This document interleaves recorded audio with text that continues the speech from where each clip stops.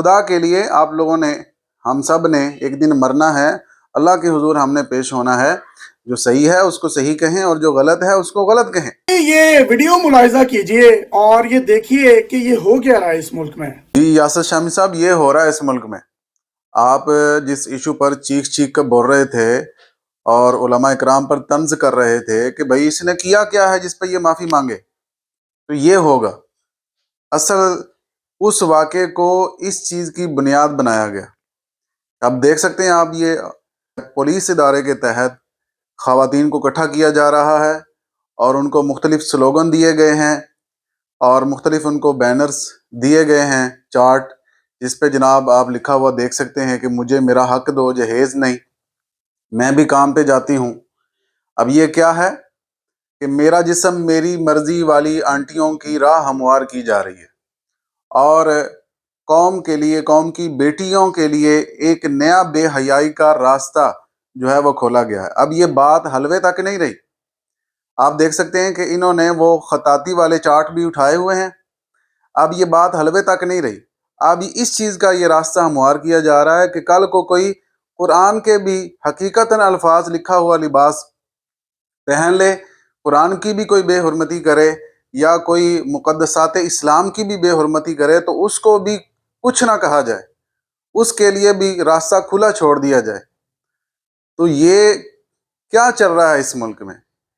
ان کو یہاں پر ایک وہ عورت کہ جسے محفوظ کر لیا گیا، جسے کسی نے کچھ نہیں کہا، اور تمام علماء اکرام نے اس کا رد کیا، اس پر تنقید کی کہ کسی کو بھی اس طرح ہراساں کرنے کی اجازت نہیں ہے، قانونی ادارے موجود ہیں، ملکی جو قوانین ہیں اس کے مطابق ایسے مسائل کا حل کیا جائے، ادارے اس کا حل کریں۔ لیکن پھر بھی یہ اس طرح سے احتجاج کرنا اور یہ آگاہی دینا، یہ کون سی آگاہی دے رہے ہیں؟ اگر عورتوں کے حقوق کا تمہیں اتنا ہی خیال ہے تو پھر تمہیں فلسطین کی عورتیں نظر نہیں آ رہی؟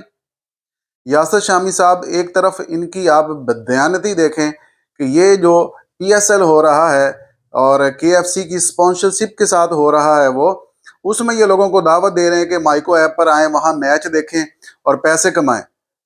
آپ کو ڈوب کے مر جانا چاہیے ایسی دعوت دیتے ہوئے۔ آپ کس منہ سے یہ دعوت دے رہے ہیں؟ آپ کو اگر انسانیت سے پیار ہے تو کیا فلسطین میں بسنے والے مسلمان انسان نہیں ہیں؟ وہاں کے بچے، عورتیں، ان کے کوئی حقوق نہیں ہیں؟ وہاں کے لیے آپ آواز نہیں اٹھا سکتے؟ اور دنیا میں کتنے ایسی جگہ ہیں، کشمیر میں آپ دیکھیں کس طرح انسانیت کو پامال کیا جا رہا ہے، انسانی حقوق کی پامالی ہو رہی ہے۔ یہاں پر تو پروٹیکشن دیا جا رہا ہے۔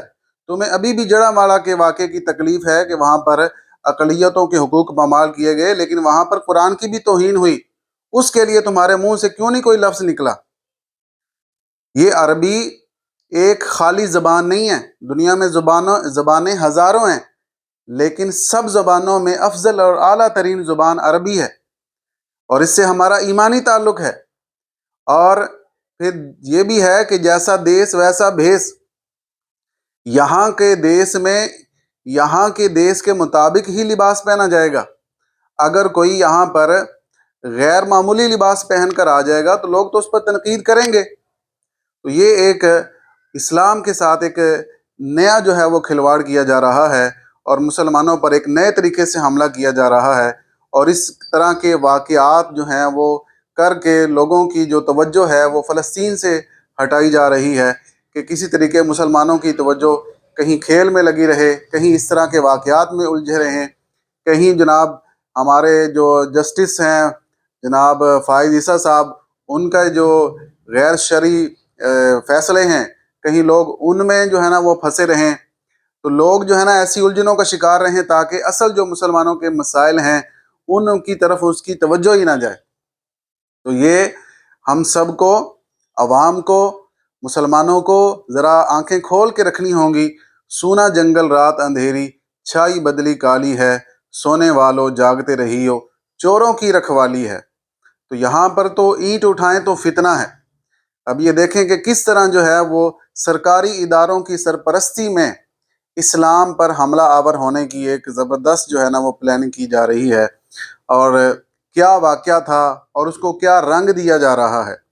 اور یہ ہمارے چھوٹے چھوٹے جو اینکر ہیں اور جناب سوشل میڈیا ایکٹیوسٹ ہیں، یہ بھی جو ہے نا اپنا پورا اس میں حصہ شامل کر رہے ہیں. میں انتظار میں تھا کہ یاسر شامی یا اس طرح کے جو دیگر جو ہے نا وہ صحافت کے شعبے سے جو وابستہ ہیں، ان کی زبان سے یہ بھی تو سننے کو ملے کہ جہاں وہ اس بات کی تردید کر رہے ہیں، اور یہ تو ہم بھی کہہ رہے ہیں، کسی بھی عالم دین نے اب تک یہ نہیں کہا کہ اس عورت کو جو ہراساں کیا گیا وہ درست کیا گیا، لیکن آپ لوگوں کی زبان سے ابھی تک یہ کیوں نہیں نکلا کہ عربی خطاطی، اور وہ بھی وہ جو قرآن سے مشابہت رکھتی ہے، اس کو پہننا درست نہیں ہے، کیونکہ لوگ اس سے شبہ میں پڑتے ہیں، اور لوگوں کو ایسی چیزوں سے بچانا ضروری ہے جو کسی فساد کی طرف لے جانے والی ہوں، جو لوگوں کو شبہ میں ڈالنے والی ہوں. نبی پاک صلی اللہ تعالیٰ علیہ وسلم کا فرمان ہے، جو شبہات سے بچا اس نے اپنا دین بھی بچا لیا اور اپنا ایمان بھی بچا لیا، اپنی عزت بھی بچا لی، اور جو شبہات میں پڑا تو اس نے اپنا دین اور اپنی عزت دونوں داؤ پر لگا دیے. تو خدا کے لیے آپ لوگوں نے، ہم سب نے ایک دن مرنا ہے، اللہ کے حضور ہم نے پیش ہونا ہے. جو صحیح ہے اس کو صحیح کہیں اور جو غلط ہے اس کو غلط کہیں. اور پھر جب ہم ایسے لوگوں کو شہ دیتے ہیں تو پھر یہ نتیجہ آتا ہے جو آپ کے سامنے ہے.